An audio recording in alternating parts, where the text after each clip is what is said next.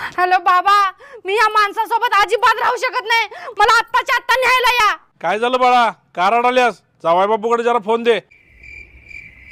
Hello सासरे बुवा. अहो जावाय बापू, काय झालं? अहो सासरे बुवा, सोन्याचं नेकलेस मागायले.